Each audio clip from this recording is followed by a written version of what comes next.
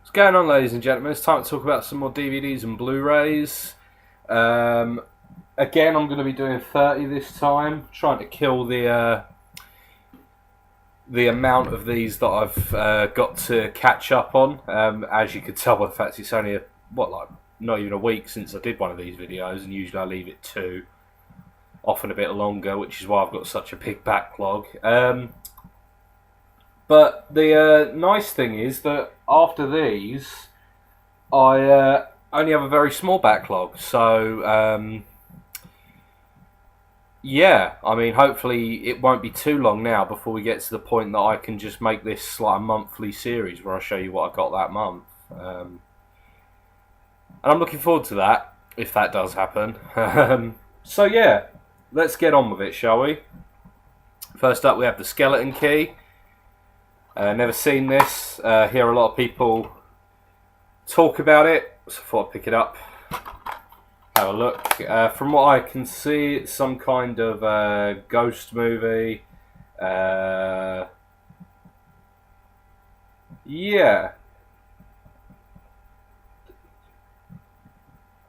something locked away in like the attic or something. Ghost, I don't know, something like that. Looks interesting. Next up, the Super Mario Brothers movie from 1993, I think. It's always interesting to go back to films that you saw as a kid and loved, and realise that they're terrible, and this was one of them. I think there was a part of me that knew even as a kid that this movie was terrible, but didn't want to admit it because, you know, it was Mario. So, but yeah, the Super Mario Brothers movie, it's pants, isn't it? We all know that. Which is a shame because I love Bob Hoskins and I love Super Mario, so, you know, whatever. Next up, Suspiria. We've got a horror classic here. One of Dario Argento's best loved movies. You often see this on, you know, best horror movie lists. Yeah, it's widely considered Argento's best film. Whether it's not, it's my favourite is another question, but I do love this movie. Yeah, just the visuals in it are just stunning. It's a pretty superb movie, really. About witchcraft and like a coven that gets uncovered and all of that sort of thing at like a dance academy.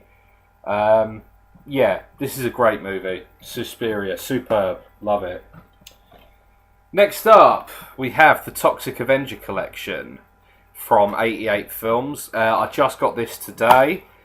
Kind of sucks that there's, you know, two of the films have a disc each, and then, you know, one has to, you know, two of them have to share a disc. That's kind of shitty.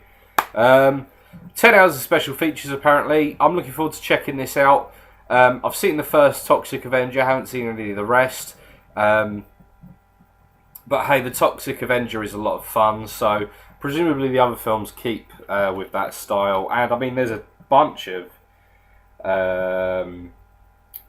extra features on this. Yeah, there's like audio commentaries with Lloyd Kaufman and behind the scenes stuff, so that's cool. Yeah, so I'm looking forward to checking that out. Next up, Toxic Zombies. I got this because it was a video nasty. This was on the list as Forest of Fear. Yeah, this is just a really cheap import release from the US. I say that, I spent quite a lot of money on it. I haven't watched it yet. Apparently it's really like a abysmal, like no budget zombie film. But like I say, I'll watch it and I'll be the judge of that. Like I say, I don't know, these video nasties, I'm getting so close now. I've got, like, I think, less than 10 to get.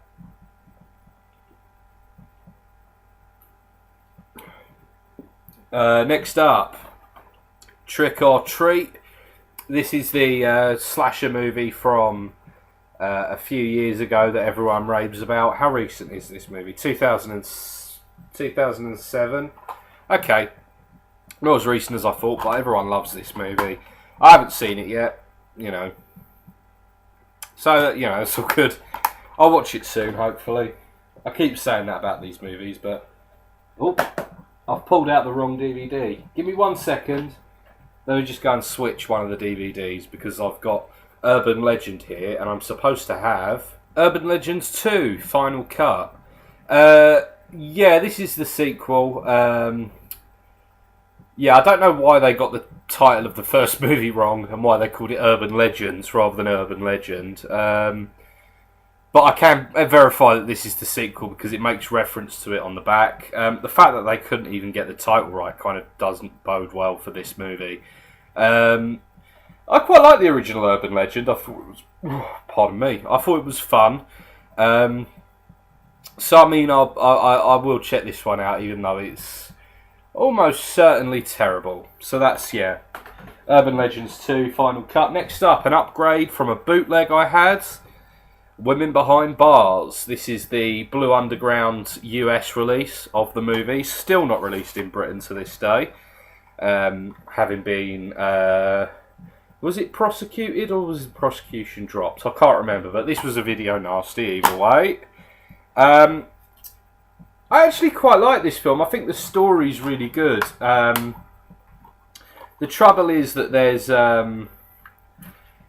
I guess budgetary problems with the film, so you know the film looks like it's, you know, it's obviously supposed to be a women in prison film, but I mean it looks like it's being filmed in a leisure centre or something, like, you know, when they're supposed to be out on the yards it looks more like a tennis court, you know, and that sort of thing, so that's a shame. But yeah, Women Behind Bars, it's not a great movie, but you know, I decided that I want to have legit copies of these video nasties if I can. Like I say, I've only got about 10 to go, and they're all relatively obscure. A few don't have disc releases, so I'll have to go with bootlegs for them. Next up, Wrong Turn 3, Left 4 Dead. Haven't watched it yet. I quite like the original Wrong Turn. Oh, there's a an ad for Jennifer's Body in this. It's weird. I don't know if that...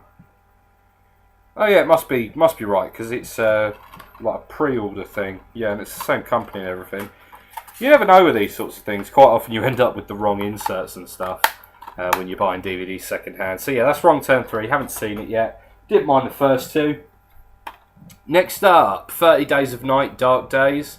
The sequel to 30 Days of Night, obviously. I really like 30 Days of Night, so I thought I'd pick this up and give it a go.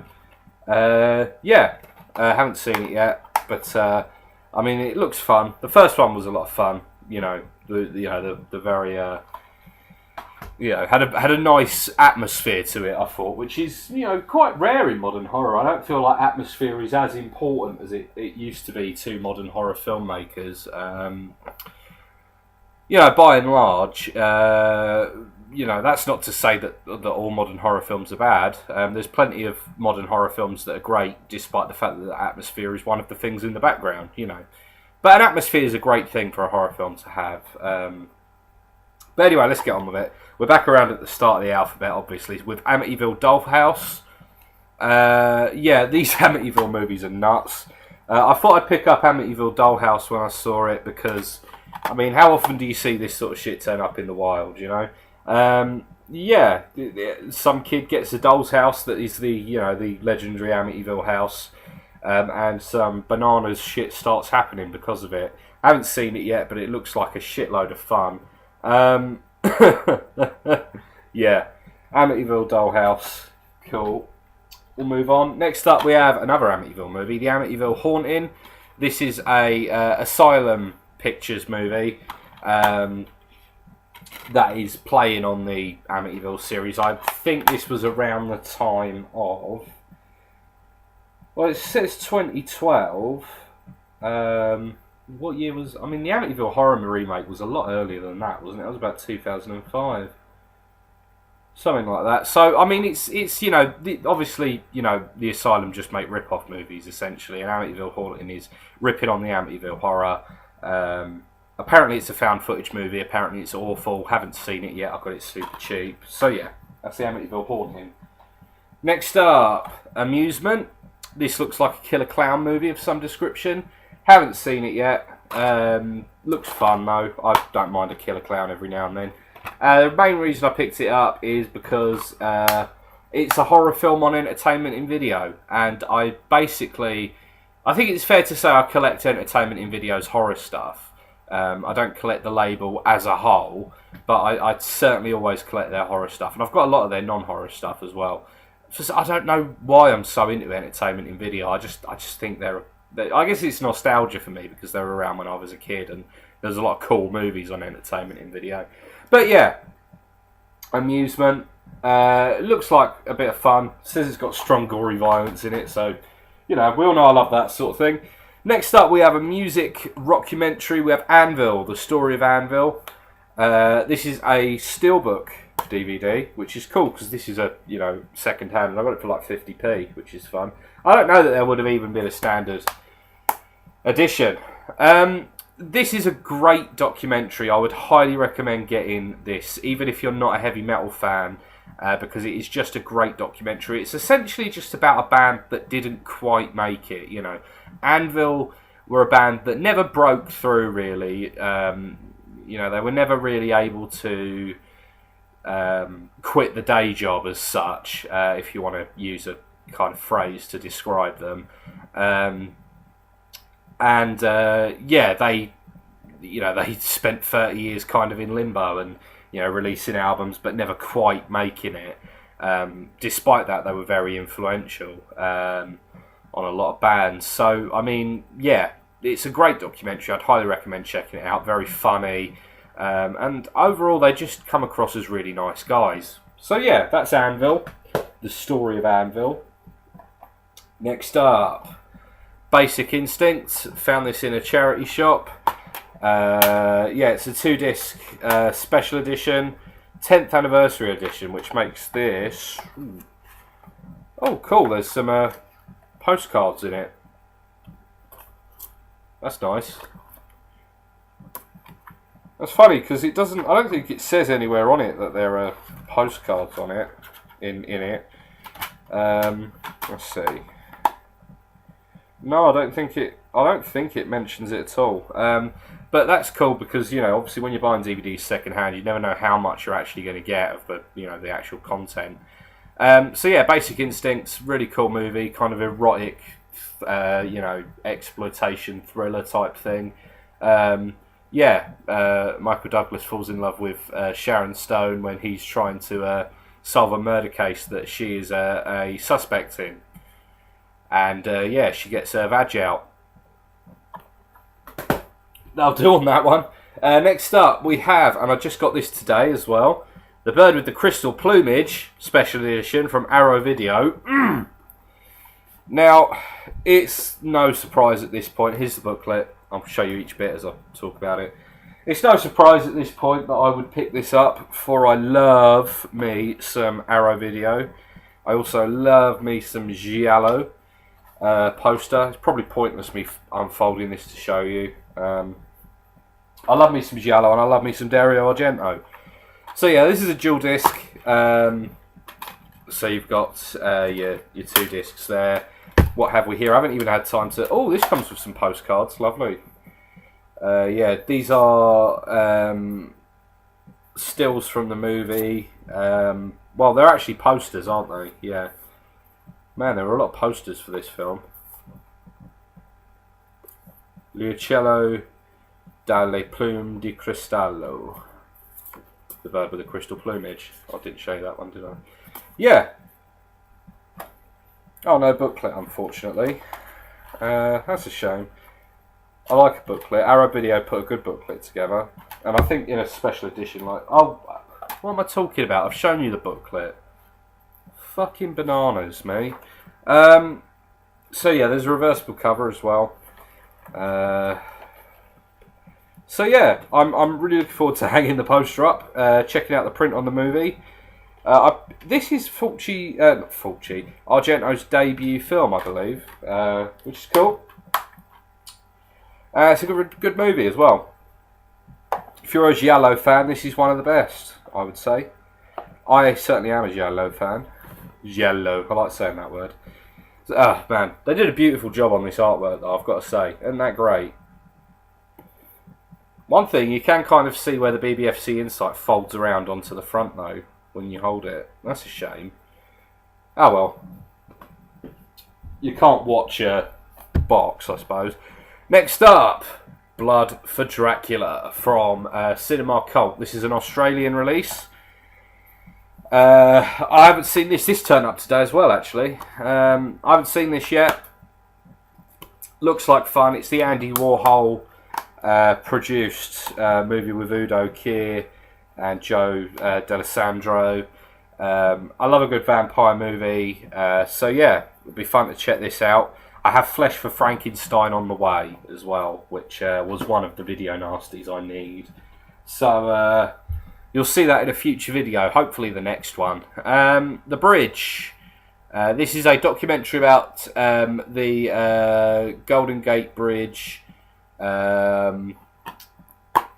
being a hotspot for people committing suicide. And apparently it contains genuine footage of suicides at the Golden Gate Bridge. Haven't watched it yet, but I mean, I've heard a lot of people say it's a very disturbing, very chilling documentary. So I thought I'd check it out for that reason. You know, I quite enjoy when a film can give you that sort of feeling. Next up, Cabin in the Woods. I didn't have this film before, which is crazy. I decided to pick up this rental copy. Yeah, rental copies, the disc is always a bit mullered when you pick them up, but that's cool. They usually work. Yeah, Cabin in the Woods, super fun horror comedy. You know, parodying elements of movies like Cabin Fever and The Evil Dead. You know, spamming a cabin movies basically. Yeah, it's a fun movie. You know, it's kind of got that Scream thing going on as well of kind of being very self-referential and stuff. But it's a great, really cool movie, actually, Cabin in the Woods, as I'm sure everyone watching this knows. Next up, we have Clerks 2. Never seen it. Thought I'd pick it up and give it a watch since I'm such a big fan of Clerks. Even though Kevin Smith did very little after it that interests me particularly. But yeah, that's Clerks 2. Next up, Creepshow. This is quite possibly the best ever horror anthology film. Directed by George Romero. Based on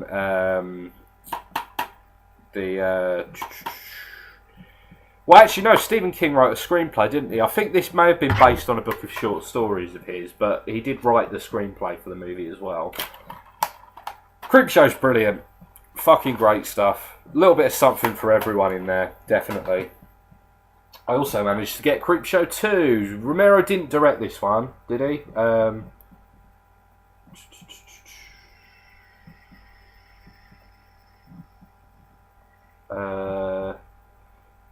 No, he wrote the screenplay based on stories by Stephen King. This is a cool one as well. Obviously not as good as the first one, but Creepshow 2 is alright. So yeah, that's Creepshow 2. And I also managed to complete the trilogy with Creepshow 3. Haven't seen this one. Heard it's a pile of old toilet. So I'm not looking forward to watching it particularly, but hey. It looks nice on the shelf, having, you know, complete sets of these sorts of things. The Crow, Brandon Lee, the only film he really did. I haven't seen it in years. Remember it being fucking awesome though, so, you know, it's cool to have that. John Carpenter's very first film, Dark Star. Looking forward to watching this. I've never seen it. Never seen Dark Star. Can you believe it? Man. It looks like it's going to be fun though, because I know that Alien was heavily inspired by this movie. So yeah, I'm looking forward to checking out Dark Star. I'm a huge John Carpenter fan. You know, it's got to get to know his roots, haven't I? Charles Bronson, Death Wish. This has kind of got that, you know, Straw Dogs thing going on of a peaceful man finds resolve in great violence. Yeah, Death Wish. It's a cult classic. It's a favourite. It's not a particularly intelligent movie, but it is a lot of fun to watch. Nearly to the end, people. Next up, Dirty Harry, classic film. One of my favourite Clint Eastwood movies. It's right up there with The Good, the Bad and the Ugly, Fistful of Dollars. Unforgiven, The Outlaw Josie Wales, movies like that. Dirty Harry's in with those. Great movie. You know, he obviously plays the bad cop, Harry Callahan. You know, he's the the cop who gets shit done. Yeah, it's a great movie, and the soundtrack's great as well. It's got a Lalo Schifrin soundtrack. Great movie. Next up, haven't seen this. Dogma, another Kevin Smith movie I picked up. I believe this is part of the whole cinematic universe of his films, but I don't know for sure. But I picked it up anyway. It was cheap. Next up, Dracula Has Risen from the Grave. Quite possibly the greatest vampire movie of all time. Well, one of them anyway. I've decided to sort of start, since I'm coming to, I'm closing in on the video nasties thing. I really don't have that many more to get that I can sort of, easily get anyway. So I've decided to that I want to start working on something new as a kind of project within the collection. And one of the things I'm considering is Hammer films. Trying to collect up as many of the Hammer horror movies as possible. It's either going to be that, or I might actually go for something simpler. The other thing I'm considering is David Cronenberg movies. I might try and get all of David Cronenberg's movies. Just because obviously I've done, this video nasty thing has taken me a couple of years. Well, it's more than that now. It's more like 3 years. And I've still not done with it. So I mean, the Hammer movies would probably take a similar amount of time, probably even longer.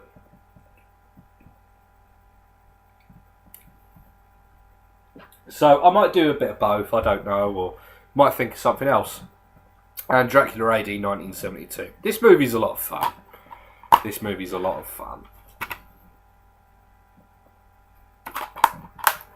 Okay, so that'll do it for this particular edition of my DVD and Blu-ray collection updates. Hope you enjoyed it. See you again next time. Go down in the description, check out all the links there. There's a link to my podcast, link to my wish list.